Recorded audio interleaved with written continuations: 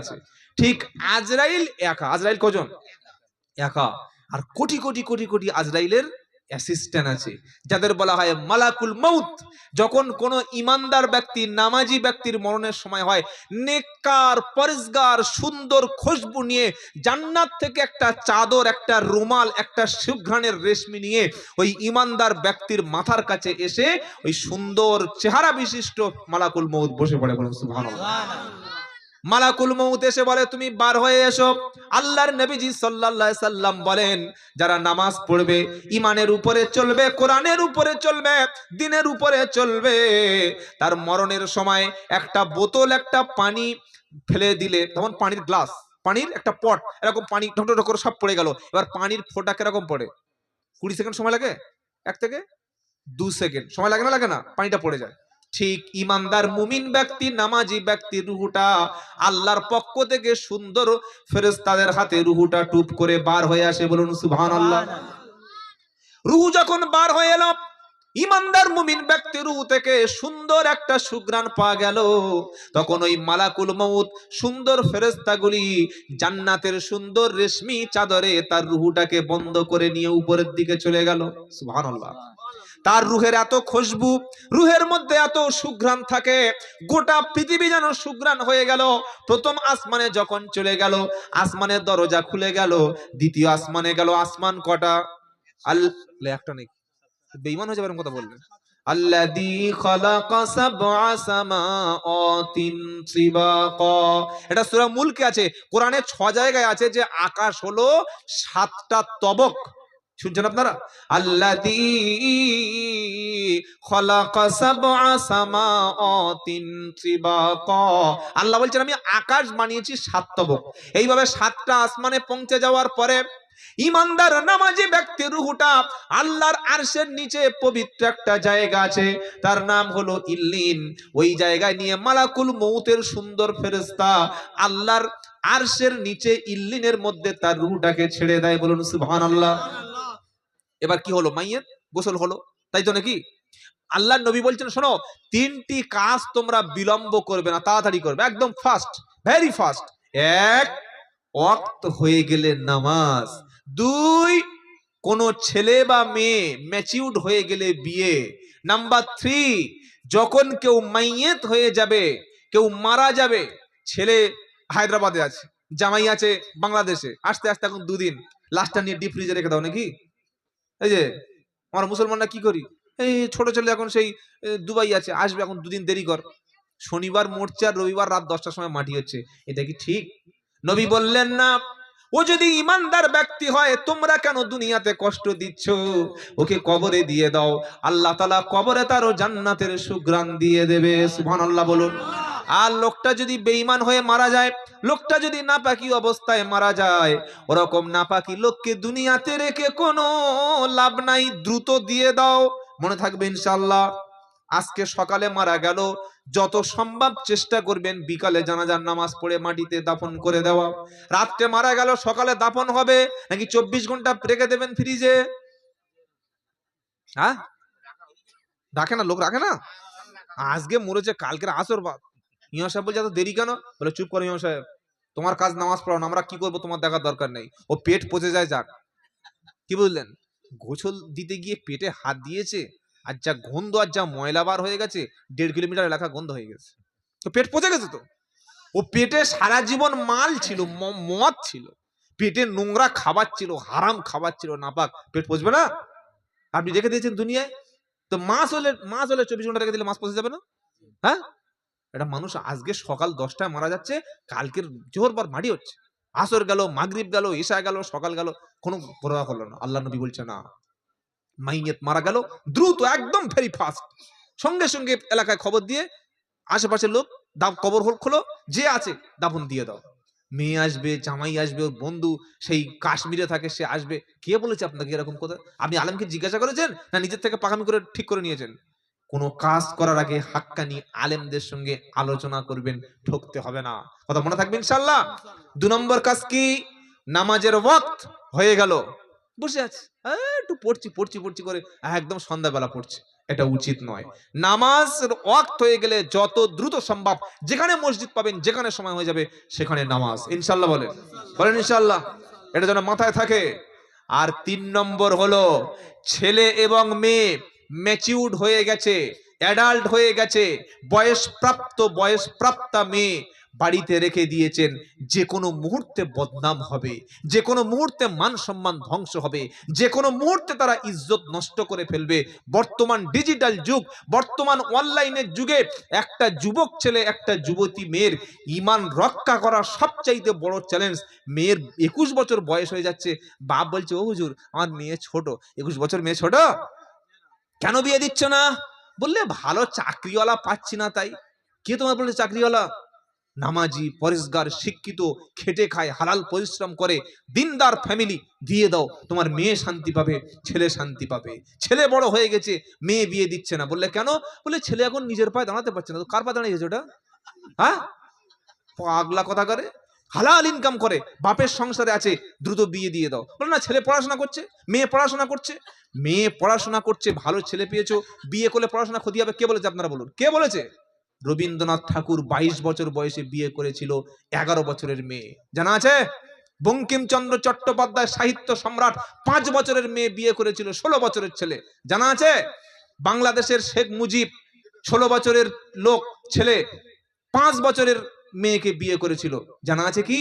ঈশ্বরচন্দ্র বিদ্যাসাগর মহাশয় 9 বছরের মেয়েকে বিয়ে করেছে। কই তাদের সংসার ধ্বংস হয়নি তো? তারা কবি হলো, তারা সাহিত্যিক হলো, তারা বড় বড় বিশ্ববিখ্যাত ব্যক্তি হলো। আর আপনি কোন বিলাত থেকে আপনি ডক্টর করে এসেছেন যে ছেলে পড়াশোনা শিখছে বিয়ে দেওয়া যাবে না? আরে জাস্ট কলেমা পড়িয়ে রেজিস্ট্রিটা করে রেখে দিন, মেয়ে পড়ুক ছেলে পড়ুক। কি ভাই ভুল বলছি নাকি? ছেলে মেয়ে উপযুক্ত হয়ে গেছে, তারা খারাপ রাস্তায় নেমে গেছে, দেখছে শুনছে, বলে আমার মেয়ে ছোট, ছেলে ছোট, ওই ছোট করতে করতে কখনো আরেকটা ছোট হয়ে যাবে, তখন বুঝতে পারবে না।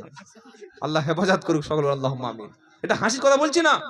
আপনার ছেলে মেয়ে উপযুক্ত হয়ে গেলে যত দ্রুত সম্ভব বিয়ে দেবেন, জেনার হাত থেকে সমাজ বেঁচে যাবে, বলুন সুবহানাল্লাহ।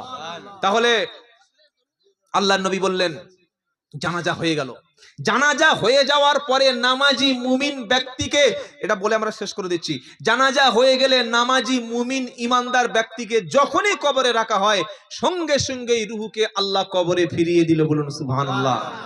এবার কে আসে?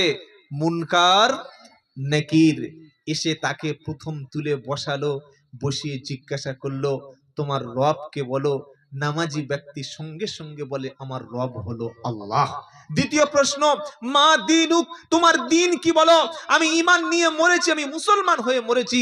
সঙ্গে সঙ্গে আমাদের জবান থেকে অটোমেটিকলি বার হবে আমার দিনের নাম হলো ইসলাম, আমার রব হলো আল্লাহ, আমার দিন হলো ইসলাম। ফেরেশতারা বলবে এ সব বলতে পারছে, লাস্ট এন্ড ফিনিশ, শেষ প্রশ্নটা কর। বললে কি? বললে মুহাম্মদ সাল্লাল্লাহু আলাইহি ওয়াসাল্লাম সম্পর্কে তোমার কোনো আইডিয়া আছে, কনসেপ্ট আছে, চেনো মুহাম্মদ সাল্লাল্লাহু আলাইহি ওয়াসাল্লাম কে? তখন নামাজি মুমিন ব্যক্তি বলবে ইনি হলেন আমাদের প্রিয় নেতা মুহাম্মাদুর রাসূলুল্লাহ সাল্লাল্লাহু আলাইহি ওয়াসাল্লাম। আরেকটা প্রশ্ন হবে, জানেন? 4টে প্রশ্ন হবে। বললে 4টে প্রশ্ন গালগাল বলছে নাকি? না ভাই, পড়াশোনা করে আপনাকে বলছি। 4 নম্বর প্রশ্ন কি? ফেরেশতারা জিজ্ঞাসা করবে ওগো আল্লাহর বান্দা, তুমি যে তিনটি উত্তর দিলে কোত্থেকে পেয়েছিলে গো? কোন সিলেবাস পড়েছিলে বলো? তুমি কি সিলেবাস কমপ্লিট করেছিলে, পড়েছিলে? ইমানদার ব্যক্তি বলবে আমি কোরআন এবং হাদিস পড়ে, কোরআন পড়ে, হাদিস পড়ে, আলেম ওলামাদের কাছে ইসলাম শিখে আমি ইসলামের সিলেবাস কমপ্লিট করে কবরে এলাম, তাই আজকের প্রশ্নের উত্তরগুলো সহজভাবে দিয়ে দিলাম। সিলেবাস কমপ্লিট করেছেন ইনশাআল্লাহ? সিলেবাস কমপ্লিট যদি করতে চান, কাল থেকে তওবা করে কোরআন শেখানোর দলের নামটা লিখিয়ে দিন।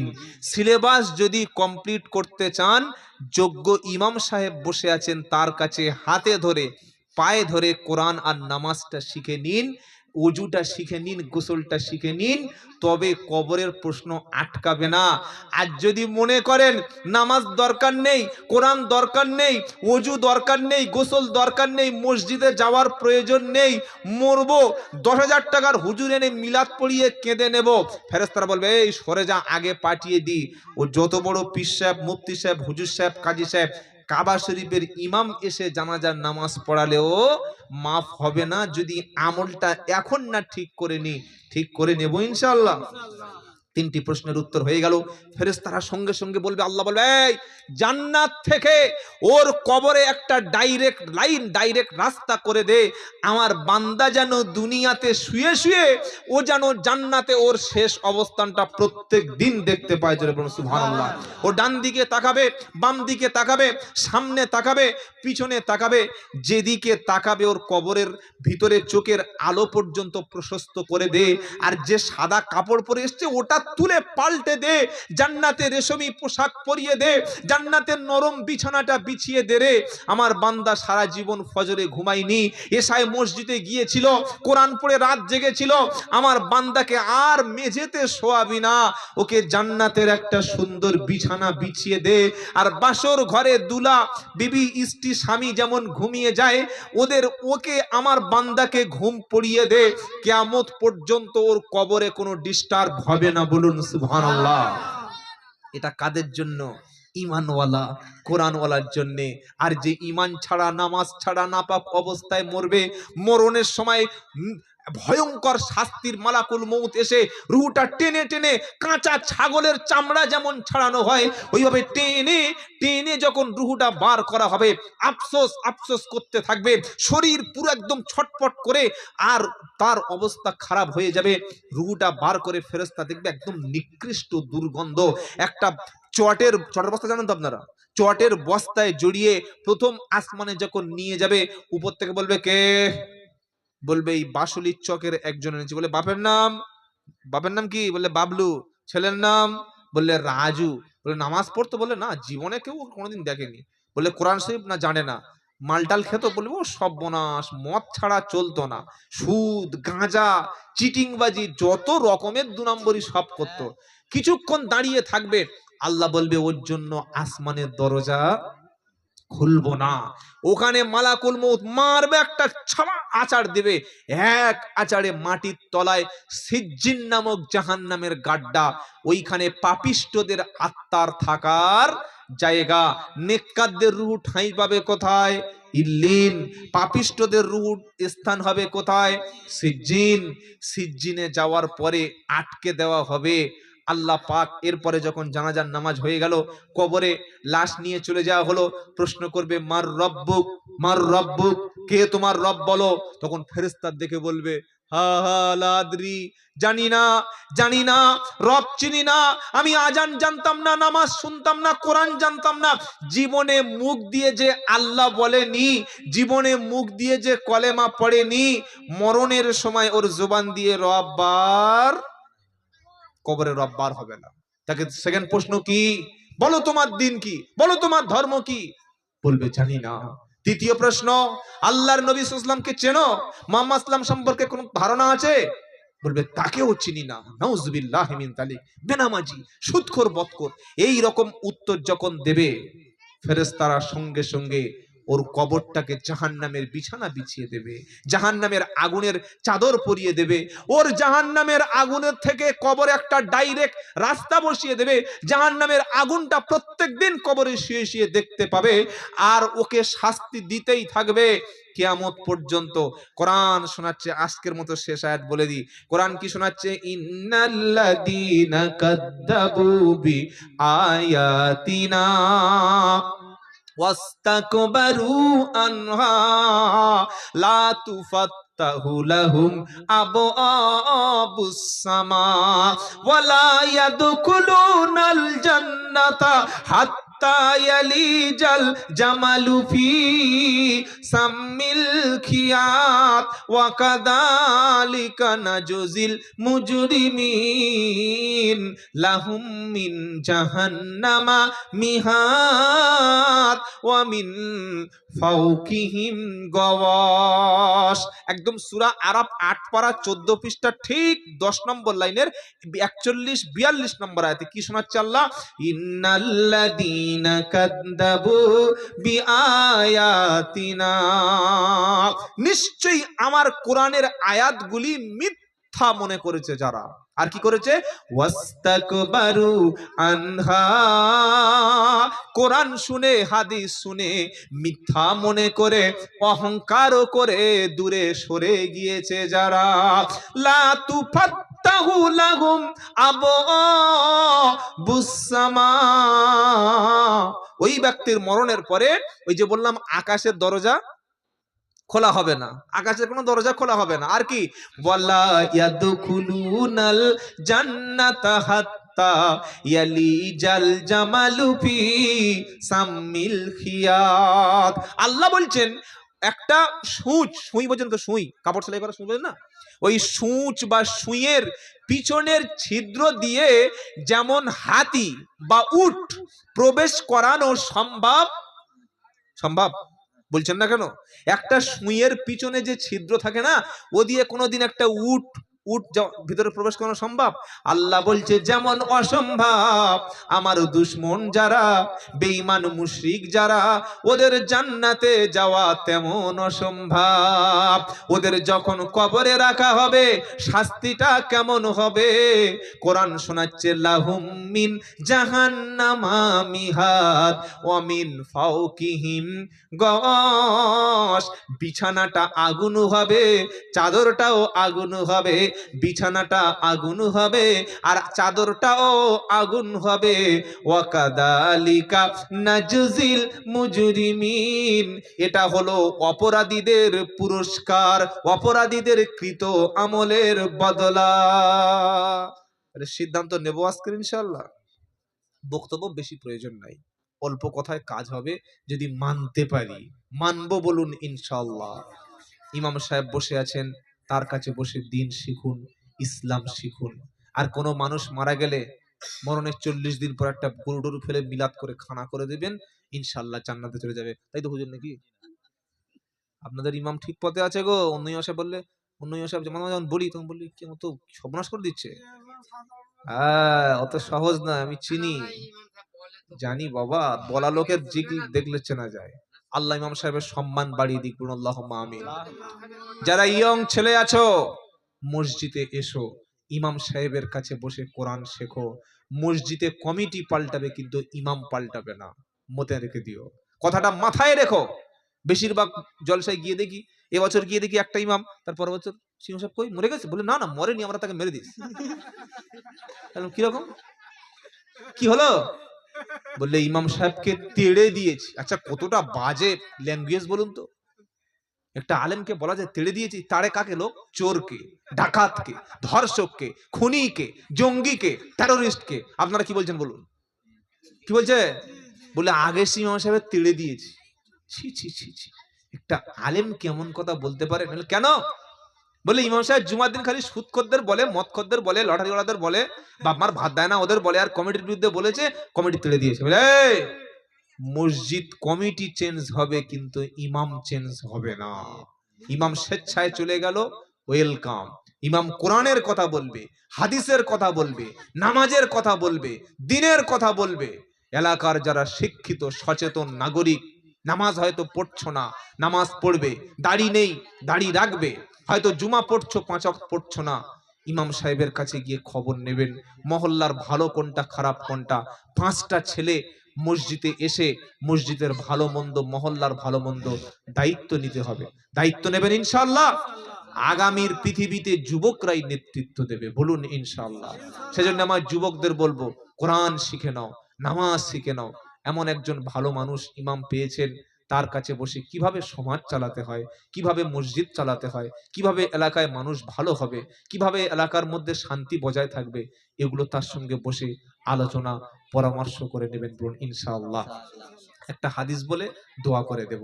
মানুষ মরণের পরে আপনাদের এলাকায় 3 দিনের দিন, 10 দিনের দিন, 40-এর দিন মিলাদ দেয়, আর আমরা সকলে মিলে গিয়ে ব্যাস। মুসলমানের বাড়িতে খানা না হলে মানায়? কি বুঝলেন? আজকের খাচ্ছে খানা, আর 40-এর দিন খাচ্ছে খানা, আর 41-এর দিন কি হবে? পায়খানা। কি বুঝলেন? কোনদিন কোন আলেমকে জিজ্ঞাসা করেছেন, হুজুর আমার মা মরে গেছে, বাপ মরে গেছে, এমন একটা আমল স্পেশাল বলে দিন যে আমার বাপ যেন কবরে শুয়ে শুয়ে নেকি পায়? জিজ্ঞাসা করেছেন? করেননি। কি করেছেন? বাপ মরে যেতে পারেনি, 17 দিনের দিনে 3 কুইন্টাল গরু কিনে এনেছে, 3 কুইন্টাল সাইজের, 10 বস্তা আলু, বিশাল এলাহি কাণ্ড করে ইমাম সাহেব ফোন করছে, হুজুর কালকে আমার বাপের কাজ, মানে ওর বাপের শ্রাদ্ধ। এরকম কোনোদিন বলে? বলতে হয় যে আমার আব্বার দোয়ার মজলিস। কি ভাই ভাষাটা ঠিক আছে তো? এই যে এই হাদিসটা শুনে দোয়া করে দিচ্ছি, শুনুন কি বলছে ফোন করে, হুজুর কালকের আমার বাপের কাজ। কাজ কারা বলে? অমুসলিমরা বলে। বলছে আমার বাপের কালকের কাজ। কি কাজ? তো বলছে একটু সকাল থেকে পড়াশোনা হবে আর দুপুরে খাওয়ার প্রতিযোগিতা চলবে, আপনি চলে আসবেন আর মসজিদে বলে দেবেন। ভালো করে শুনুন, আমি আপনাদের ঠকাতে আসিনি, আমি বারবার বলছি, আমি হাজারো বক্তব্যে বলে রেখেছি, আমার বক্তব্য শুনে আমল করবেন না। বলে তাহলে কি করব? আমার কথাটা কোরআন আর হাদিসের সঙ্গে মিলছে কিনা আরো 5টা আলেমকে জিজ্ঞাসা করে তবে আমল করুন। মানুষ ঠকে আর ফাঁসে এই জায়গায়। ডাক্তার বলে দিয়েছে, ওষুধ খাওয়া শুরু করেছে, আলেম বলে দিয়েছে, বক্তব্য আমল করা শুরু করেছে। একটা আলেমের বক্তার বক্তব্য শুনে এলাকার 5 জন বিজ্ঞ মাদ্রাসার শিক্ষক বড় উস্তাদের জিজ্ঞাসা করবেন যে আব্দুল্লাহ জুবাইর সাহেব যেটা বলে গেল, আরেকটা বক্তা যেটা বলে গেল, এটা কোরআন আর হাদিসের সঙ্গে মিলছে কিনা। যদি মেনে নেয়, আলেমরা অনুমতি দিলে তবে মেনে নেবেন। আর চোখ মুজিয়ে কানে হাত দিয়ে সকাল থেকে শুরু করতে যেমন তো ফাঁসবেন। তাহলে কি বললাম? মানুষ মরণের পরে 3টি আমল এমন আছে যেটা করলে কবরের নেকি বন্ধ হবে না, নেকি চালু করে দিয়ে ইনশাআল্লাহ চলে যাব। এক, এটা মুসলিম শরীফের হাদিস, একেবারে সহিহ হাদিস। হাদিসের বর্ণনাকারী হযরত আবু হুরায়রা বলছেন, মানুষ মারা যাওয়ার পরে সমস্ত আমল তার বন্ধ হবে, 3টি আমলের দরজা খোলা থাকবে। বলুন সুবহানাল্লাহ। নাম্বার 1, সাদাকাতুন জারিয়া, মসজিদ, মাদ্রাসা, ঈদগাহ, এতিমখানা, কিংবা কেউ যদি মসজিদে কোরআন দান করে যায়, মাদ্রাসা করে যায়, স্কুল করে যায়, মানুষের চলার রাস্তা বানিয়ে দেয়, গাছ রোপণ করে যায়, বৃক্ষ রোপণ করে যায়, লাইব্রেরি করে যায়, এই যে রানিং কাজ, এর সওয়াব আপনি কবরে পাবেন। নাম্বার 2, আও ইলমিন ইয়ান্তাফাউ বিহা, আপনি দুনিয়াতে 5 জনকে কোরআন শিক্ষা দিলেন, 5 জনকে নামাজ পড়ালেন, 5 জন ব্যক্তিকে আপনি উপকারী কিছু কথা ভালো ইলম দিয়ে গেলেন, এর সওয়াব পেয়ে যাবেন। আর 3 নম্বরটা, আও ওয়ালাদিন সলিহিন ইয়াদউ লাহু, যদি কোনো ব্যক্তি এমন একজন সন্তান পৃথিবীতে রেখে কবরে চলে যায় যে আমি মারা যাব, আমার ছেলে আমার মেয়ের মধ্যে অন্তত কেউ একজন আমার জন্য আল্লাহর কাছে কাঁদতে পারবে, চাইতে পারবে, ক্ষমা চাইতে পারবে, দোয়া করার মতো যদি একটা সন্তানও আমি রেখে কবরে চলে যাই, এই দোয়াকারী সন্তানের দোয়ার কারণে আব্বা আম্মা কবরে আযাব এবং বিপদ মুক্ত হবে। বলুন সুবহানাল্লাহ। তাহলে মরণের পরে কটা আমল থাকে? মসজিদ, মাদ্রাসা, এগুলি করে দেওয়া। 2 নম্বর, দুনিয়াতে কাউকে উপকারী শিখিয়ে দিলে নেকি পাবো। 3 নম্বর, অন্তত একটা সন্তান রেখে যাব, এমন ছেলে যে ছেলে আমার চক্ষুটা বন্ধ হলে সে আমার জন্য বলবে রব্বির হামহুমা কামা রব্বায়ানি সগীরা। এই 3টি কাজ করে গেলে কবরের সওয়াব পাবেন। আর যে খানা বা আমাদের যে প্রচলিত 40-এর মিলাদ যে সিস্টেম আছে, যদি লোক দেখানো হয়, ইস বাপ মরে গেছে আর লোকের খাওয়াচ্ছে না, এই খাওয়া, এরকম যদি উদ্দেশ্য হয় তো নেকি তো একটাও পাবে না, উল্টে আরো গোনা হবে। কেন? লোক দেখানো কোন আমল আল্লাহ শিক্ষার জন্য খালি 20,000 টাকা দিয়েছি। কত? 20,000? মাশাআল্লাহ, আলেম আলেম বানিয়েছেন, আলহামদুলিল্লাহ, নারায়ে তাকবীর, আলহামদুলিল্লাহ বলুন। এটা সৌভাগ্যবান আলেম, কি সৌভাগ্যবান। আমরা আলেম না বানাতে পারি, প্রত্যেক সন্তানকে কোরআন শিক্ষা দেব ইনশাআল্লাহ। এই যে ছোট্ট ছোট্ট বাচ্চাগুলো বসে আছে, এই বাচ্চাগুলি তো আগামী দিনের ভবিষ্যৎ। কি ভাই শুনছেন আপনারা? এই বাচ্চাগুলো আগামী দিনের ভবিষ্যৎ এদের মধ্য থেকে আলেম হবে, এদের মধ্য থেকে ডাক্তার হবে, এদের মধ্য থেকে সমাজ পরিচালনা করবে, এদের দ্বারা মসজিদ চলবে। আমরা তো চলে যাব, আমাদের দাড়ি চুল অনেকের পেকে গেছে, অনেকের কাঁচা আছে, আজ আছে কাল নাই, আমরা ফুরিয়ে যাব, আমরা মাটির সাথে মিশে যাব, আমরা শেষ হয়ে যাব। নেক্সট জেনারেশন, পরবর্তী প্রজন্ম, তাদের মধ্যে আলেম থাকবে কিনা, কোরআন পড়ার লোক থাকবে কিনা, নামাজ পড়ানোর লোক থাকবে কিনা? এখন বেশিরভাগ মসজিদে মাগরিবের সময় ইমাম চলে গেছে, যার মুখে দাঁড়িয়ে আছে সকল বলছে করিম চাচা যাও যাও যাও, বলে কেন? বলে তুমি দাঁড়িয়ে আছে নামাজ পড়ো। আর একজন লোক দাঁড়িয়ে একটু ছোট আছে কিন্তু পাঞ্জাবির ঝুল আমার চাইতে বেশি, সকলে বলছে তুমি যাও। দাড়ি দেখে সামনে ঠেলে দিলাম, পাঞ্জাবি দেখে সামনে ঠেলে দিলাম, কিন্তু কোরআন জানে না। আহা হা, কত মুসলমান আছে দাড়ি বাড়াতে পারলো, পাঞ্জাবি ঝুল বাড়াতে পেরেছে, কিন্তু কোরআন জানে না। অথচ ইমামতি করার প্রথম শর্ত হলো কোরআন সহি করে পড়তে পারা। কথা মনে থাকবে ইনশাআল্লাহ। ইমামতির প্রথম শর্ত কি? কোরআন পড়তে পারা। দাড়ি আছে, পাঞ্জাবি আছে, টুপি আছে, ঝুল আছে, মেসওয়াক আছে, ওযু আছে, কিন্তু কোরআন নাই। আল্লাহু আকবার। মসজিদ কমিটি মসজিদ চালাচ্ছে, নামাজ পড়াতে পারে না। ইমাম চলে গেছে, বলছে চাচা তুমি যাও, ও বলছে চাচা তুমি যাও। তো তুমি মসজিদের সেক্রেটারি, তুমি মসজিদের ক্যাশিয়ারি, তুমি মসজিদের মাতোয়াল্লি, তুমি মসজিদের কমিটি, তুমি তাহলে কি করতে আছো? তুমি কি করতে আছো বলো? ডাক্তারের হসপিটালে যিনি সুপারভাইজার, হসপিটালের যিনি অ্যাসিস্ট্যান্ট প্রফেসর, হসপিটালের যিনি নার্স, সে যদি ডাক্তারের অবর্তমানে যদি না চালিয়ে দিতে পারে, তো ওরকম হসপিটালটাকে আমার লাভ, ওরকম নার্সটাকে আমার লাভটা কি আছে বলুন? ড্রাইভারের সিটের পাশে বসবে, তিনি গাড়ি ড্রাইভিং করতে পারবে না, তো ওরকম হেল্পারের লাভ আছে বলুন? হেডমাস্টার চলে গেলে, যিনি হেডমাস্টারের সিটে বসে স্কুল পরিচালনা করবেন, তিনি যদি একটা ইংলিশে যদি সিগনেচার না করতে পারেন, তো ওরকম লোক হেডমাস্টারের সিটে বসে আমার লাভটা কি আছে? কি বলছি কথা নিশ্চয়ই বুঝতে পারছেন? তো মসজিদে ইমাম চলে গেলে, ইমামের অবর্তমানে যদি মসজিদে কেউ নামাজ পড়ানোর মতো যোগ্যতা না থাকে, সেই ব্যক্তির মসজিদ কমিটি থাকার কোনো যোগ্যতা। কথা মনে থাকবে ইনশাআল্লাহ। যে সূরাটি আমরা প্রত্যেকদিন আমল করব কবর আযাব থেকে বাঁচতে, সূরাটির নাম কি বললাম? মূল। বলুন ইনশাআল্লাহ। এই সূরার দ্বিতীয় আয়াতে আল্লাহ বলছেন, প্রত্যেকটি কথা মনে রাখবেন, কি বলছেন? আল্লাযী খালাকাল মাউতা ওয়াল হায়াতা লিয়াবলুয়াকুম আইয়ুকুম আহসানু আমালা ওয়া হুয়াল আজিজুল গফুর।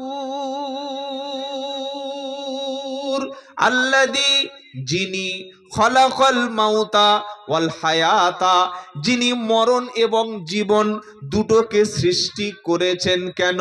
লিয়াবলুয়াকুম আইয়ুকুম আহসানু আমালা, তোমাদের হায়াতের জিন্দেগিতে কে কতটা ভালো আমল করতে পারে, কে কতটা নেক আমল করতে পারে, এটা যাচাই বাছাই করার জন্য আমি আল্লাহ হায়াত এবং মউত এ দুটি আমি বানিয়েছি।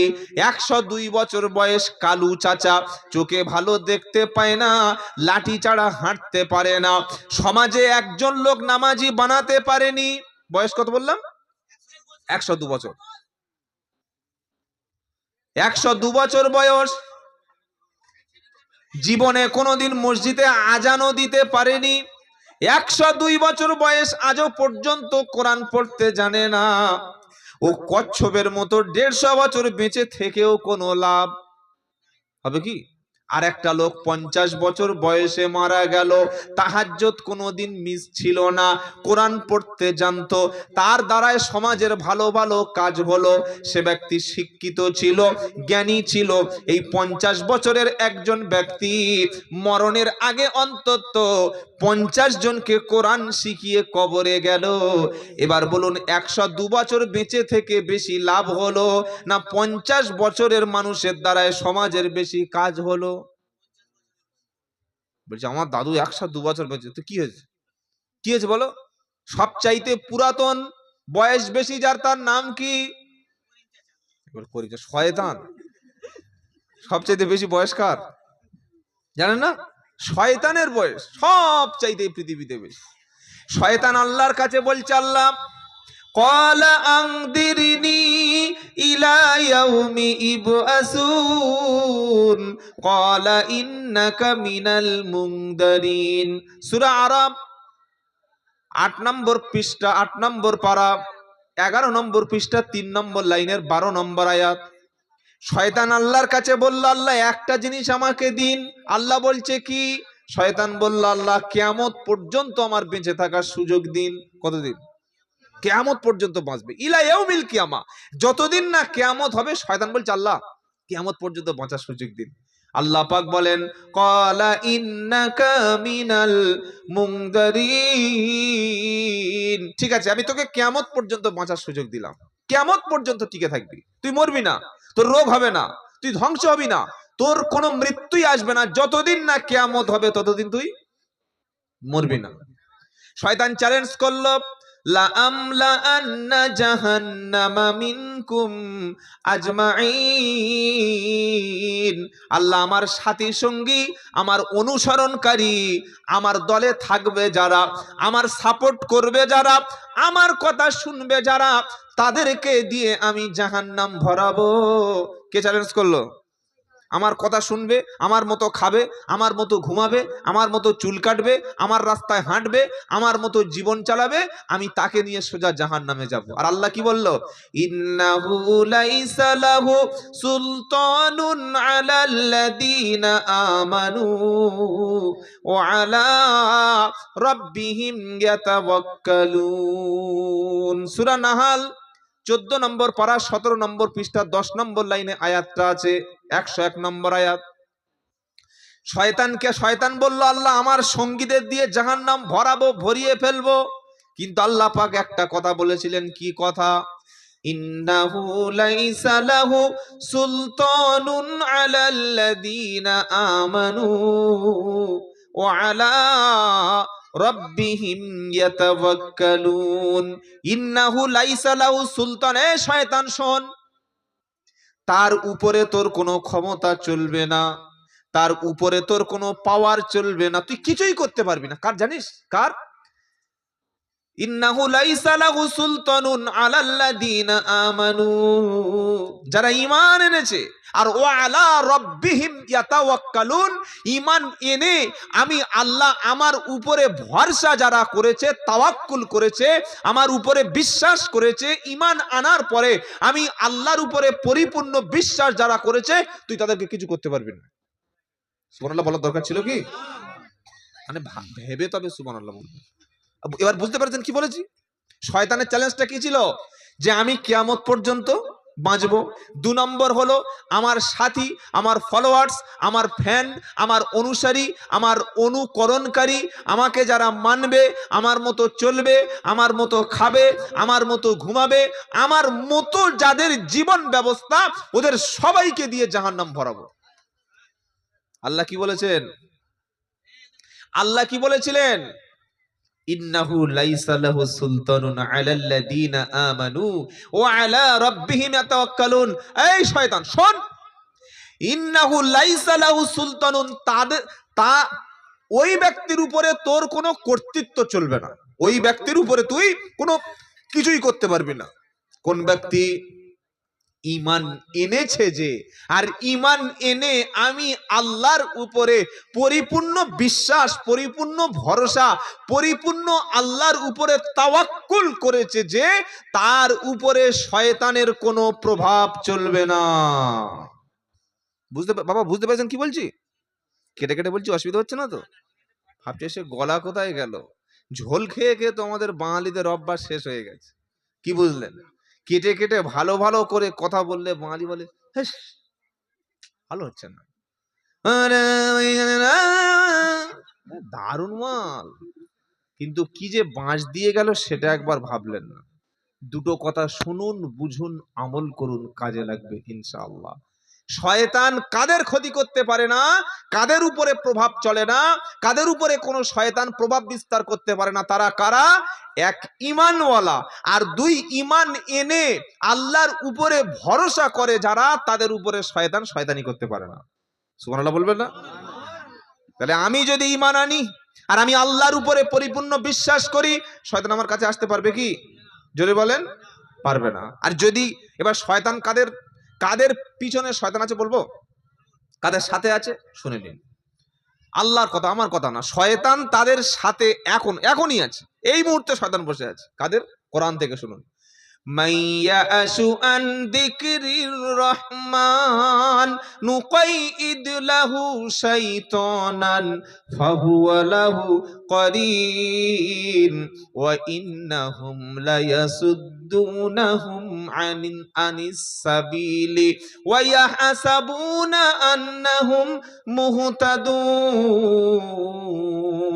সূরা যুখরুফ 25 নম্বর পারা, সূরা যুখরুফের মধ্যে আল্লাহ পাক শুনিয়ে দিয়েছেন 51 নম্বর আয়াতে, পৃষ্ঠার প্রথমে আল্লাহ বলছেন, আমার বান্দাদের মধ্যে মাইয়াশু আন যিকরির রহমান, আমার বান্দাদের মধ্যে আমার স্মরণ যাদের কাছে নাই, আমি আল্লাহ আমার স্মরণ যারা করে না, আমার জিকির যাদের অন্তরে নাই, মুখে নাই, জিকির নাই, আমার মোটেও স্মরণ করে না, আমার কথা ভাবে না, আমার স্মরণ থেকে যারা মুখ ফিরিয়ে নেবে, যারা জিকির করা থেকে বিরত থাকবে, আমি আল্লাহ আমার পক্ষ থেকে যখন আমার স্মরণ কেউ করবে না, আল্লাহ পাক বলেন তার পিছনে একজন শয়তান নিযুক্ত হয়ে যাবে।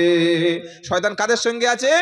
সারা দিনের মধ্যে একবার কলেমা পড়ার সময় নেই, একক নামাজ পড়ার সময় নেই, একবার ওযু করার সময় নেই, একবার আল্লাহর ডাকার সময় নেই, একটা কোরআন খুলে দেখার সময় নাই, দিনে একবারও মসজিদে যায় না, আল্লাহ সুবহানাহু ওয়া তাআলার নাম যাদের একবারও নেয় না, মুখে সালাম নেই, জিকির নেই, কোরআন নেই, আল্লাহ নেই, রসুল নেই, যাদের জবানে, যাদের দিলের মধ্যে আল্লাহর কোনো নাম নেই, আল্লাহ বলছে তাদের পিছনে শয়তান আছে। আপনি কি বলছেন বলুন? যে লোকটা নামাজ পড়ে না সে ওযু করে, বলেন, যে নামাজ পড়ে না সে ওযু করে না, আর ওযু যে করে না সে পেশাব করে পানি নেয় বলে অন্তত আমার মনে হয় না। আরে যে ওযু করে পেশাব করে পানি নিয়ে করবে নাকি? শরীর ঠান্ডা করবে নাকি? ও তো ওযুই করে না। আস্তাগফিরুল্লাহিল আযীম। অথচ বেশিরভাগ কবরের আযাব হবে দুটি কারণে। এক, মানুষের পিছনে গীবত, সমালোচনা। আরেকটি কারণে কবরের আযাব বেশি হবে পেশাব করে পানি না নেওয়া, নাপাক অবস্থায় থাকা। কত মুসলমানের ছেলে এখনো পানি নেয় না, উজু করে না, গোসল করে না। তাহলে শয়তান কাদের সাথে থাকে? আল্লাহর জিকির, আল্লাহর স্মরণ, আল্লাহর নামের উচ্চারণ যাদের জবানে নাই, অন্তরে নাই, আল্লাহর স্মরণ থেকে যারা গাফেল হয়ে গেছে, তাদের সঙ্গে কি থাকে বলেন?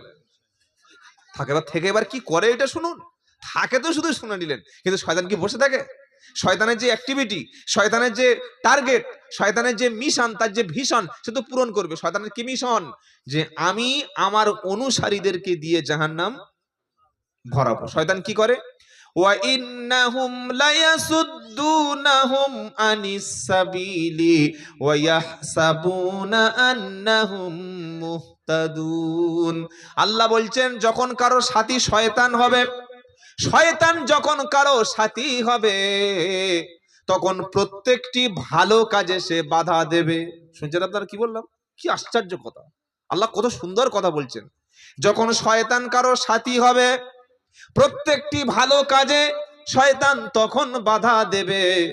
দাড়ি রাখতে যাবে, সাথে বলে বয়স কত হয়েছে, কত বয়স হয়েছে, এই বয়সে দাড়ি রাখে?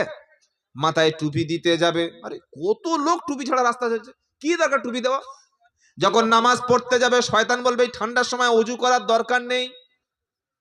যখন দান করতে যাবে, শয়তান বলবে দান করার দরকার নাই, দান করলে তোর পয়সা মাইনাস হয়ে যাবে। যখন ভালো কাজ করতে যাবে, শয়তান বলবে আরে বয়স হয়নি, এখন বাকি আছে। যখন সে ফজরের সময় মসজিদে যাবে, শয়তান বাধা দেবে, জুমার দিন বাধা দেবে, প্রত্যেকটি ভালো কাজে বাধা দেবে। আর ওই শয়তান যার বন্ধু হয়েছে, সে তখন বলবে আমি যেটা করছি এটা ঠিক পথে আছে, আমি যা করছি ঠিক আছে, আমি যা করছি এটা ঠিক আছে, আমি হেদায়েতের উপরে আছি। হ্যাঁ, মদ খাচ্ছে বলছে আমি ঠিক আছি। একটা মদ খোরকে জিজ্ঞাসা করো ভাই মদ খাচ্ছি কেন? মদে উপকার আছে, মদখোর বলবে। যে ডলারের টিকিট কাটছে, যে ভাই লটারির টিকিট কাটছে কেন? আরে এত টাকা, ওই কালকের বর্ধমানে 1 লাখ পড়েছে, তার আগের দিন কালনায় পড়েছে 1 কোটি টাকা পড়েছে, তার আগের দিন নদিয়া এ তো পেপারে দিল 1 কোটি পড়েছে। তোমার যদি 1 কোটি পড়ে, তুমি আমাকে 10 লাখ টাকা দেবে না বললে? হ্যাঁ, ভালো আছে। প্রত্যেকটি নিষিদ্ধ, হারাম, অশ্লীল কাজে শয়তান মানুষের মধ্যে দিয়েছে এইটা ঠিক আছে, এই খাওয়াটা ঠিক আছে। হারাম খাচ্ছে, বলছে আমি ঠিক আছি, অসুবিধা নাই। মিথ্যা বলছে, বললে আমি ঠিক আছি। সুদ খাচ্ছে, বললে আমি ঠিক আছি। জেনা করছে, বলছে আমি এনজয় করছি। গান শুনছে, বলছে আমি ঠিক আছি। প্রত্যেকটি খারাপ কাজে শয়তান মানুষের সেন্সকে এইভাবে ক্রিয়েট করবে। কিভাবে? যে তুমি যে কাজটা করছো, তুমি যেভাবে খাচ্ছ, তুমি যেভাবে চলছো, তুমি যেভাবে ঘুমাচ্ছ, তুমি যেভাবে তোমার বিহেভটা, যেভাবে আচরণটা যেভাবে চলছে, এটা কি আছে? এটা ঠিক আছে। আর যারা কোরআন পড়ছে, ইসলাম মানছে, দিনের উপরে আছে, হালাল খাচ্ছে, ওরা ঠিক পথে নাই, তুমি ঠিক পথে আছো। যেদিন কিয়ামত হবে সেদিন এই ব্যক্তি বলবে, কোন ব্যক্তি? যে ব্যক্তি শয়তানের কথা শুনে চলেছে, ওই ব্যক্তি বলবে ক্বালা ইয়া লাইতা বাইনি ওয়া বাইনাকা বা'দাল মাশরিকাইন।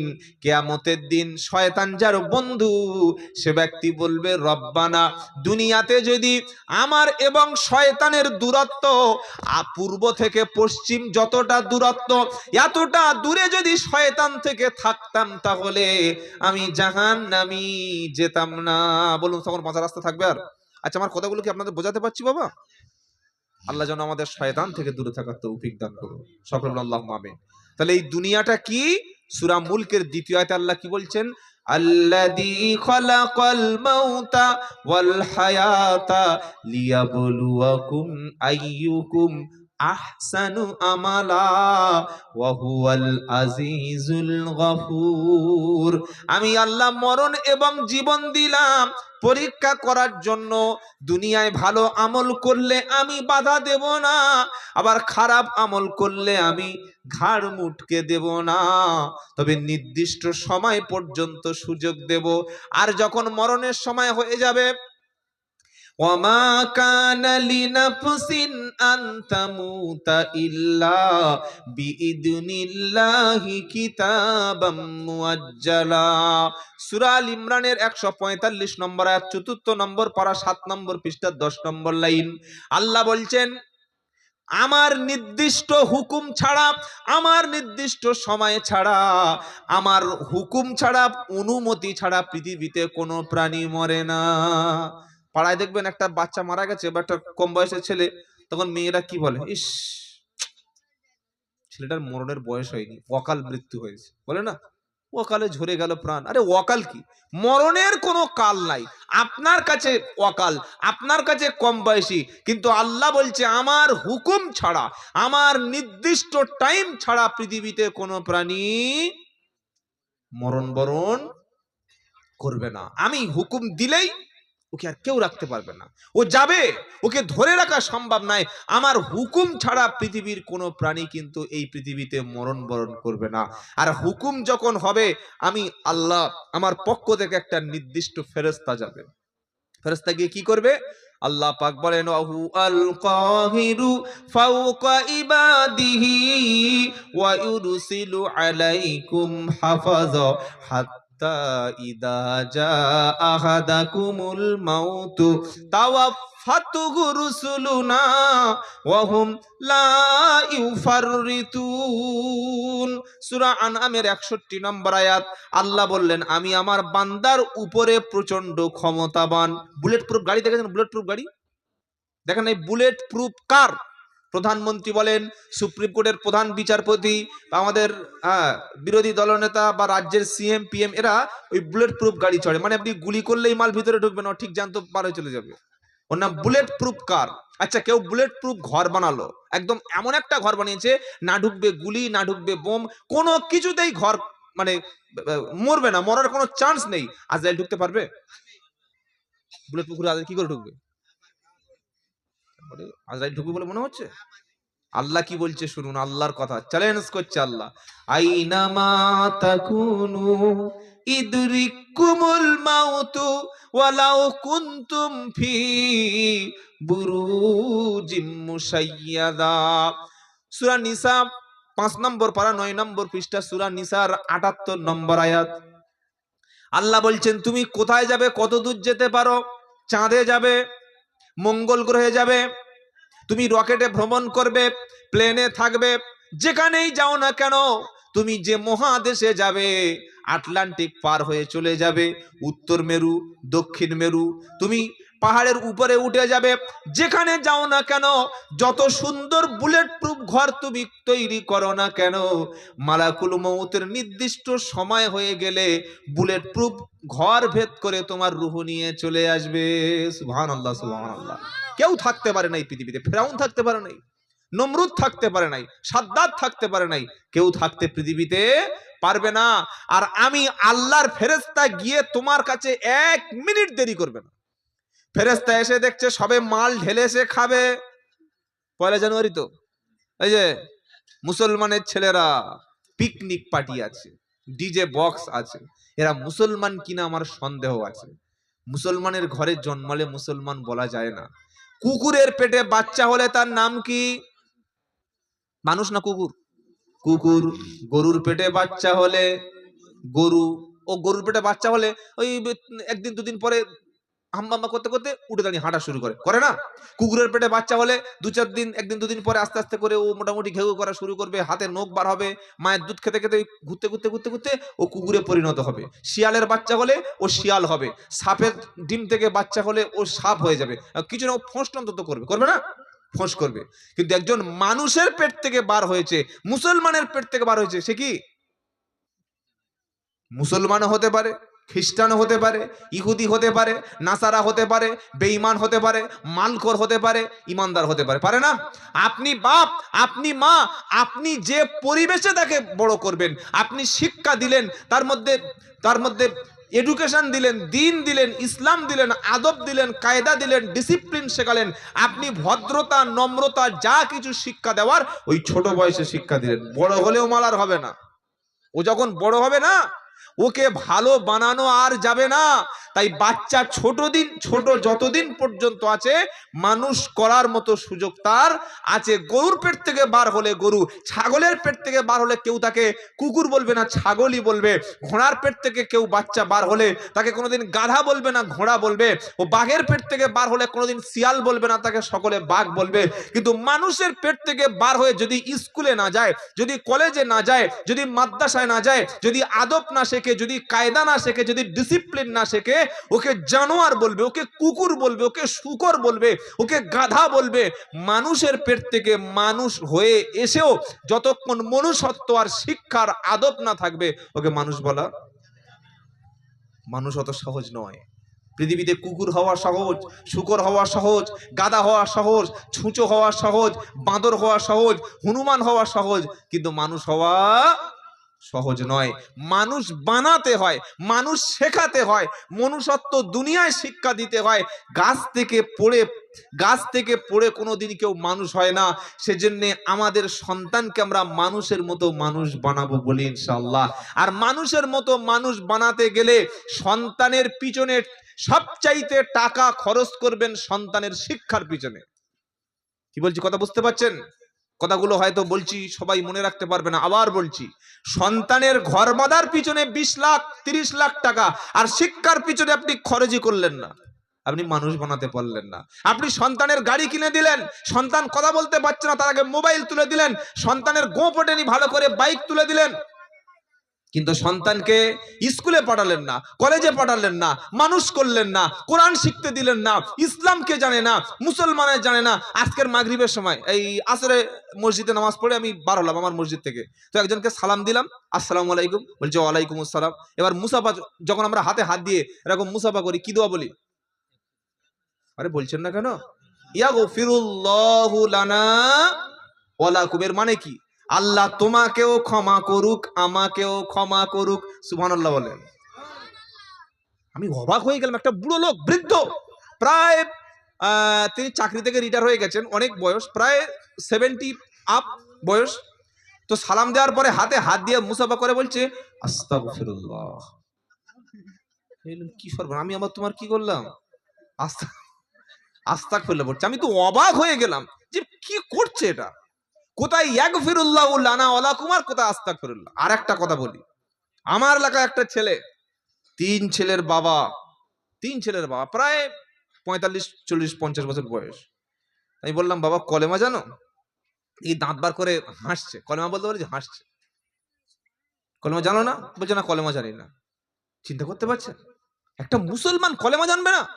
এই দোষটা কিন্তু ওর একার নয়, দোষটা তার একার, দোষ সোসাইটির, দোষ শিক্ষা ব্যবস্থা, দোষ সমাজের।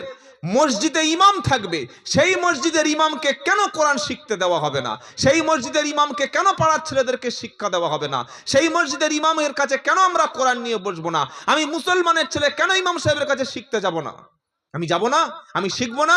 আমার নাম ভুল আছে, আমি এসআইআর নামে বাদ পড়বে কিনা পাগলের মতো ছুটছি, আমার আই কার্ডে একরকম, আধার কার্ডে একরকম, নাম ঠিক করে রাত 12টা থেকে বিডিও অফিসে এখানে এফিডেভিট করার জন্য বসে আছি।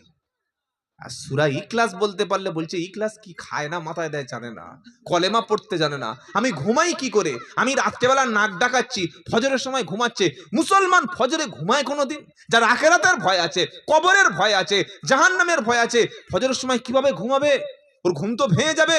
যার কবরের চিন্তা থাকবে সে কিভাবে মদ খাবে, যার কবরের চিন্তা থাকবে সে কিভাবে পয়লা জানুয়ারি পালন করবে, যার কবরের চিন্তা থাকবে সে এই জমিনে কিভাবে সে ড্যান্স করতে পারে মুসলমান, কিভাবে গান করতে পারে মুসলমান, কিভাবে ভালো সাজতে পারে মুসলমান, সামনে যার কবর নিয়ে এসে বসে আছে। আপনি জমিনের উপর যেমন ব্যবহার করবেন, জমিন আপনার সাথে তেমন ব্যবহার করবে। পরিষ্কার হিসাব। জমিনের উপরে ড্যান্স করছে, লাফাচ্ছে মুসলমান, দুটো পয়সা হাতে পড়েছে, একটু ক্ষমতা পেয়েছে, একটু হয়তো অঞ্চল সভাপতি বা একটু এমএলএর সাথে সেলফি তুলেছে, মাল লাফাচ্ছে। কি বুঝলেন? আল্লাহ বলছে আয়, কবরে আয়, গ্যারেজে আয়, ধুনে দেব, চলে আয় ভিতরে। কবর কাউকে চেনে না, কবর কাউকে ক্ষমা করবে না, কাউকে কবর চেনে না। আল্লাহর কসম করে বলছি, কোন মানুষের আমল আর ঈমান ছাড়া কবরে তার বাঁচার কোনো রাস্তা। আচ্ছা, আপনাদের একটু সামনের দিকে আসতে হবে, সামনে আসুন আর জিকির করুন লা ইলাহা।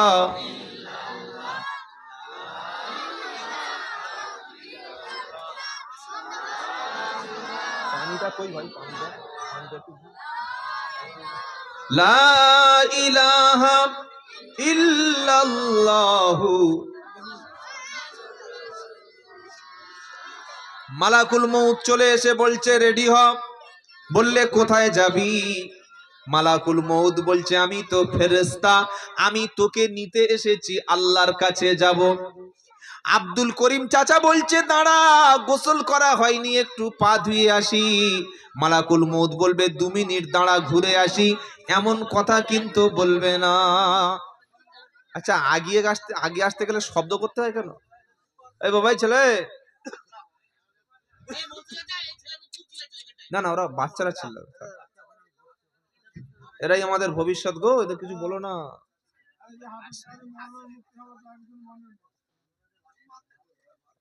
আল্লাহ আমাদের বাচ্চাদের কবুল করুক। কিছু কিছু জুমার মসজিদ আছে দেখবেন, কিছু কিছু লোক আছে লাঠি নিয়ে বসে থাকে, বাচ্চা দেখলে এই কাজ ছেলে রে। এই আচরণ যেন আমরা না করি। কেন জানেন? আচ্ছা, আপনাদের ধরুন ইনি ইমাম সাহেব, তাই তো? এই যে ইনি মাগরিবের নামাজ পড়াচ্ছে, আপনার ছেলে মেয়ে কটা? 2 মেয়ে। এনার ছোট মেয়েটা বা ছোট বাচ্চা একটা এসে আর এনার কাঁধে উঠে আর চুপচাপ বসে আছে মাগরিবের সময়। আর সকলে দেখছে যে ইমাম সাহেব সেজদায় গিয়েছে, ওঠে না কেন? সুবহান রাব্বিয়াল আলা, সুবহান রাব্বিয়াল আলা, 30 বার বলা গেছে, ওঠেন না। তারপরে একজন বলে যাই হোক, উঠে দেখি ইমাম সাহেব বেঁচে আছে কিনা, ভাবছে হার্ট অ্যাটাক করেছে। উঠে মাথা তুলে দেখছে যে ইমাম সাহেবের কাঁধে ওনার ছোট মেয়েটা বসে আছে। নামাজ পড়িয়ে চাকরি থাকবে তো? সালাম ফিরে দিয়ে চাকরি থাকবে? ইমাম সাহেব, তোমার আক্কেল নাই, জ্ঞান নাই, বুদ্ধি নাই, তুমি কি গো? পাদরামি হচ্ছে, ইয়ার কি হচ্ছে মসজিদে? বলবো না, বলবো না। বিশ্ব নবীর মসজিদ মদিনা, সেখানে নামাজ পড়াচ্ছেন স্বয়ং রাসূলুল্লাহ সাল্লাল্লাহু আলাইহি সাল্লাম, ইমামতি তো তিনি করছেন। আর আল্লাহর নবীর কলিজার টুকরা নাতি ইমাম হুসাইন রাদিয়াল্লাহু তাআলা আনহু নবীর কাঁধে চড়ে বসেছেন, সিজদায় গেছেন। সুবহানা রাব্বিয়াল আলা, সুবহানা রাব্বিয়াল আলা, বলেন সুবহানা রাব্বিয়াল আলা। এই শিখেছেন একদম আলা, আলা বলেন সুবহানা রাব্বিয়াল আলা, সুবহানা রাব্বিয়াল আলা। একবার, দুবার, 3 বার নয়, বারংবার বারংবার পড়া হয়ে গেল। অনেকক্ষণ দেরি করে নামাজ যখন হয়ে গেল, সালাম ফিরিয়ে দেওয়ার পর একজন সাহাবা ভদ্রতার সঙ্গে ডিসিপ্লিন মেনটেন করে জিজ্ঞাসা করলেন, হাবিব আপনি তো কোনোদিন এত দেরি করেন না, সেজদায় গিয়ে কেন এত দেরি করলেন? আমার নবী বললেন, সাহাবা, আমি যখন সেজদায় চলে গেলাম, ওই সময় আমার কলিজার টুকরার নাতি ইমাম হুসাইন রাদিয়াল্লাহু তাআলা আনহু, আমি যখন সেজদায় আছি, সে তখন আমারও কাঁধে বসে আছে। জিবরাইল বলল, নবী, আপনার নাতি যতক্ষণ নামবে না সেজদা থেকে মাথা, কিন্তু ততক্ষণ আপনি তুলবেন না। সুবহানাল্লাহ, সুবহানাল্লাহ। এটা হচ্ছে বাচ্চাদের প্রতি ভালোবাসা, আন্তরিকতা। আমরা আমাদের ছেলেদের তো মোবাইল দিয়ে নষ্ট করে ফেলেছি। যেই কাজে মোবাইল মোবাইল মোবাইল, কাজে মোবাইল, কাজে মোবাইল, খাচ্ছে না মোবাইল, ঘুমাচ্ছে না মোবাইল। কি করেছি না করি নাই? বাচ্চাকে মোবাইল দিলেন, কান্না অকারণ ও শেষ। ছেলের হাতে বাইক দিলেন, আর মেয়ে মাধ্যমিক পাস, একটা মোবাইল দিয়ে, মা ঠিক আছে এবার তুমি চালাও, হয়ে গেল। কে হাসতে থাকো। ছেলের গোপটেনি হাতে বাইক তুলে দিয়েছে, মেয়ে মাধ্যমিক পাস করার পরে সরকার একটা মোবাইল তুলে দিয়েছে। সরকার যে মেয়েদের ফ্রিতে মোবাইল দিয়েছে, সরকার কি বোকা? আমাদের চাইতে বেশি জ্ঞান না থাকলে কেউ সরকার চালাতে পারে? পুরো ইয়ং সোসাইটিকে, যুব সমাজকে, ইয়ং পপুলেশনকে ধ্বংস করে দেওয়ার জন্য যা কিছু প্রয়োজন তাই কিছু সরকার করবে। আপনারা কি বলছেন বলুন? কি বলছি কথা বুঝতে পারছেন না? সমাজের যুবক যখন ধ্বংস হবে, যখন যুবকদের মসজিদে পাওয়া যাবে না, যুবকদের যখন শিক্ষার আলো তাদের হাতে থাকবে না, যুবকদের হাতে বই থাকবে না, যুবকরা শিক্ষা থেকে পিছিয়ে যাবে, নেতৃত্ব থেকে তখন পিছিয়ে যাবে, তখন প্রশ্ন করার কেউ থাকবে না। কথাটা মনে রেখে দেবেন। তাই বাচ্চার হাতে বাইক আর মেয়ের হাতে মোবাইল দেওয়ার আগে হাজারবার ভাববেন। আপনার মেয়ে মোবাইল ব্যবহার করুক, তার প্রয়োজন কোনো একটা জরুরি কিছু ফোন করতে পারে কারোর কাছে, কিংবা মোবাইল একটা জানার দরকার হলো দেখবে। কিন্তু মাধ্যমিক পাস, উচ্চ মাধ্যমিক পাস, গ্রাজুয়েশন কমপ্লিট করা একটা ছেলে বা একটা মেয়ে রাত 12টা থেকে ভোর 4টে পর্যন্ত অনলাইনে থাকছে, আপনি ভাবতে পারছেন না যে কি করতে পারে, কি দেখতে পারে, তার চরিত্র কোন জায়গায় যেতে পারে। আল্লাহ হেফাজত করুক, সকলে বলুন আল্লাহুম্মা আমিন। তো আল্লাহ পাক শুনিয়ে দিচ্ছে, আমি আমার বান্দার কাছে ফেরেশতা পাঠিয়ে দেব। ফেরেশতা গিয়ে কি করবে? ওয়াহু আল কাহিরু ফাওকা ইবাদিহি ওয়ায়ুরসিলু আলাইকুম হাফাযা হাত্তা ইদা জা আহাদাকুমুল মাউতু তাওয়াফাতুহু রুসুলুনা ওয়া হুম লা ইউফাররিতুন। আমার বান্দার প্রতি আমি আল্লাহ প্রচন্ড ক্ষমতাবান। যখন যার মরণের সময় হয়ে যাবে, তার কাছে আমি ফেরেশতা পাঠিয়ে দেব। ফেরেশতা এসে বলবে, চল, 1 সেকেন্ড আর সময় দেবে না। এসে দেখছে চাচা গোসল করছে, ও চাচা গোসলটা করে নাও, জোহরের নামাজটা পড়ে নাও, 3টের সময় আসছি, বলবে নাকি? বলেন। এসে দেখছে রাস্তায় বসে পাবজি খেলছে, অনলাইনে গেম খেলছে, এসে দেখছে তাস খেলছে, এসে দেখছে রাস্তায় বসে বসে গল্প করছে। ফেরেশতা এসে কখনো ফিরে যাবে না, আসবে আর বলবে, চল। লুঙ্গি হাঁটুর উপরে আছে, মাথাটা খোলা আছে, হাতে বিড়ি আছে, হাতে মদের বোতল আছে, গানের অনুষ্ঠানে আছে, মদের অনুষ্ঠানে আছে, সুদের হিসাব করতে বাকি আছে। আল্লাহর নবী সাল্লাল্লাহু আলাইহি সাল্লাম বলেন, যার মরণটা যে অবস্থায় হবে, কিয়ামতের দিন ওই অবস্থা তুলে ধরে তার বিচারটা হবে। আহা, চিন্তা করুন, যার যে অবস্থায় মৃত্যু হবে, কিয়ামতের দিন ঠিক ওই সিচুয়েশনটা তুলেই তার বিচার হবে।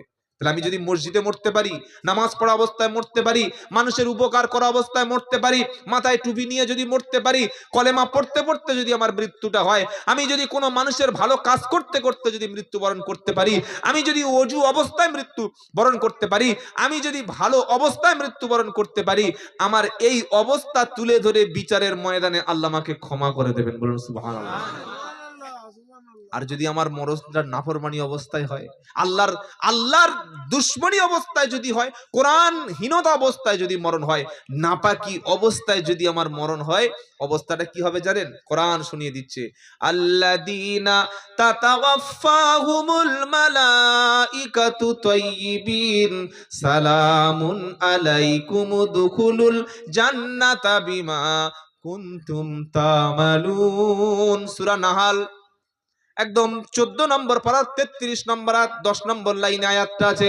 আল্লাহ বলছেন, যারা পবিত্র অবস্থায়, ঈমান অবস্থায় যারা মৃত্যুবরণ করে, ঈমান অবস্থায়, পবিত্র অবস্থায়, কলেমা অবস্থায় যারা মরে, মৃত্যুবরণ করে, ওদের মরণের সময় আল্লাহর ফেরেশতারা তার কাছে এসে সালাম জানাবে। কি বলেছি কথা বুঝতে পেরেছেন? কি বললাম? যদি কেউ ইমানি অবস্থায়, কলেমা অবস্থায়, নামাজি অবস্থায়, পবিত্র অবস্থায় মৃত্যুবরণ করতে পারে, ফেরেশতারা এসে কি করবে? সালাম জানাবে। আহা হা হা, ফেরেশতা এসে সালাম জানাবে আর বলবে উদখুলুল জান্নাতা বিমা কুনতুম তামালুন। চলো চলো চলো, ওই আল্লাহর জান্নাতের দিকে চলো। তুমি যে আমল করেছিলে, দুনিয়ায় ভালো কাজ করেছিলে, এর বিনিময়ে আল্লাহর জান্নাত তোমাকে দেয়া হবে। সুবহানাল্লাহ। তাই মরণের সময় কিছু মানুষের মৃত্যুর সময় মুখে হাসি থাকে, কিছু মানুষ মরণের সময় কলেমা পড়তে পড়তে মারা যায়, আর কিছু মানুষ মরণের সময় চাপ দিয়ে, প্রেসার দিয়ে কলেমা পড়িয়ে কোরআন পড়াচ্ছে, তার ভিতরে বেঈমান হয়ে মরে যাচ্ছে। কেন? যার জিন্দেগিটা ইমানি অবস্থায় ছিল না, কলেমা অবস্থায় ছিল না, তার মরণের সময় খুব কঠিন হয়ে যাবে। যেমন একজন ব্যক্তির মৃত্যুর ঘটনা বলছি, নাম হলো নবীর নিজের চাচা আবু তালিব। নাম শুনেছেন? আবু তালেব কাকে বলে জানেন? যে সারা জীবন বিশ্ব নবীকে অন্তর থেকে ভালোবেসেছে। আপনি তো ওই জলসার মজলিসে বসে দরুদ শরীফ পড়লেন, ইয়া নবী পড়লেন, নবীর নাম শুনে মুখে চুমু খেলেন, বা 12 রবিউল আউয়াল আসলে একটু মিছিল করে জিলাপি ফাঁকা করে দিলেন, আর বলেন ইয়া রাসূলুল্লাহ আপনার লেগে মদিনা যেন চলে যায়, মন পুড়ে যাচ্ছে, আর বাড়ির পাশে মসজিদে নামাজ পড়ে না। কি বুঝলেন? হোয়াটসঅ্যাপে, ফেসবুকে স্ট্যাটাস দিচ্ছে, বলছে আমার মনটা পুড়ে যাচ্ছে যেন মদিনায় চলে যাই, আর পাশে মসজিদ হচ্ছে, নামাজ পড়ছে, খবর নেয় না, নামাজে যায় না, এ নাকি মদিনায় যাবে। যে নিজের মসজিদে নামাজ পড়তে যেতে পারে না, শুয়ে আছে মদিনায় যাবে? কি চিটিংবাজি মাল দেখতে পাচ্ছেন? কি বুঝলেন? তো আল্লাহর নবীর চাচা, একদম এত প্রাণ প্রিয় চাচা আবু তালেব, নবী সাল্লাল্লাহু আলাইহি সাল্লামের আব্বা বেঁচে ছিল না, দাদু 8.5 বছর বয়সে আব্দুল মুত্তালিব মারা গেল। যাওয়ার সময় আবু তালেব নবীর চাচার হাতটা ধরে দাদু আব্দুল মুত্তালিব নবীকে সুপর্দ করে দিয়ে বলছে, ওরে আবু তালেব শোন, মুহাম্মদ সাল্লাল্লাহু আলাইহি সাল্লামের আব্বা আব্দুল্লাহ নেই, আমি তোকে ওর আব্বার পরিবর্তে চাচা হিসাবে, তোর কাছে বাপের ভূমিকা হিসাবে দিয়ে যাচ্ছি, খবরদার আমার সাথে প্রতিশ্রুতিবদ্ধ হ, কোনো দিন যেন মুহাম্মদ সাল্লামকে খেতে ঘুমাতে কষ্ট দিবি না, কেউ যেন তাকে মারতে না পারে, কিছু বলতে না পারে, কেউ যেন তার বিরুদ্ধে কোনো কথা না বলতে পারে। আব্দুল মুত্তালিব বলছে, চাচা আবু তালেব বলছে, আব্বা, মুহাম্মাদের আব্বা নেই আমি জানি, ও যেদিন দুনিয়াতে এসেছে সেদিন আব্বা ছিল না, তোমার মরণ হয়ে গেলে আমি ওর বাপের ভূমিকা পালন করব, বলুন সুবহানাল্লাহ। ছোট্ট ছেলে হযরতে আলী, আবু তালেবের পুত্র হযরতে আলী রাদিয়াল্লাহু তাআলা আনহু, আল্লাহর নবী সাল্লাল্লাহু আলাইহি সাল্লামকে এত ভালোবেসেছিলেন আবু তালিব, আলী রাদিয়াল্লাহু তাআলা আনহুকে পাশের বিছানায় শুইয়ে দিত, কিন্তু মুহাম্মদ সাল্লামকে রাখতেন নিজের কোলের কাছে, ভালো খাবারটা খাওয়াতেন, ভালো বিছানায় শোয়াতেন, মশা মাছি আসলে দূরে সরিয়ে দিতেন, কেউ কিছু বলতে আসলে তাকে বার করে দিতেন, নিজের খাবারের আগে নবীকে খাওয়াতেন, নিজের বিছানার, মুহাম্মদ সাল্লামের বিছানাটা সবসময় ভালো বিছানা করতেন, কেউ বলতে আসলে নিজে সহ্য করতেন, কিন্তু মুহাম্মদ সাল্লামকে বলতে দিত না।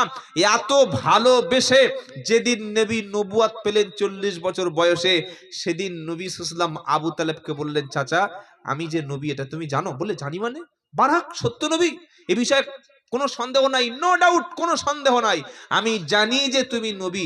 বলে তাহলে একটু ঈমানের কলেমা পড়ো, একটু কলেমাটা পড়ো। বলছে সব ঠিক আছে, কিন্তু দিনকাল ভালো না, পরিস্থিতি ভালো না, সিচুয়েশনটা খুব ভালো লাগছে না, আরো কিছুদিন যাক।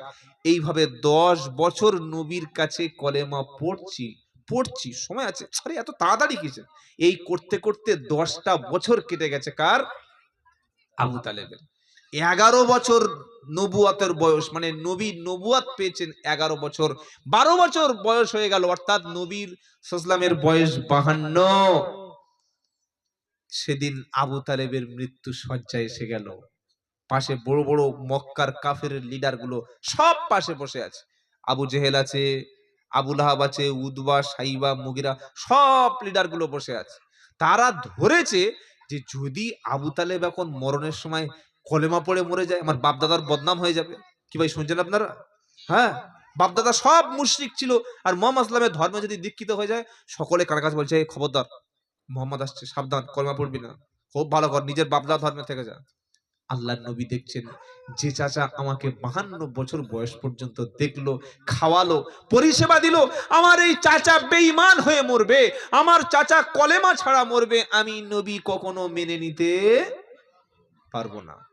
কানের কাছে নবীর মুখ, আবু তালিবের কানের কাছে মুহাম্মদ ইসলামের মুখ নিয়ে গেছে, গিয়ে বলছে, চাচা আমার ক্ষুধা লাগলে তুমি খাইয়েছো, আমার ঘুমের আগে তুমি বুঝতে পেরেছো, কেউ আমাকে মারতে আসলে তুমি পিঠ পেতে মেনে নিয়েছো, কেউ আমার টর্চার করতে আসলে তুমি রুখে দিয়েছো, 52 বছর বয়স পর্যন্ত তুমি পিতার ভূমিকা পালন করেছো।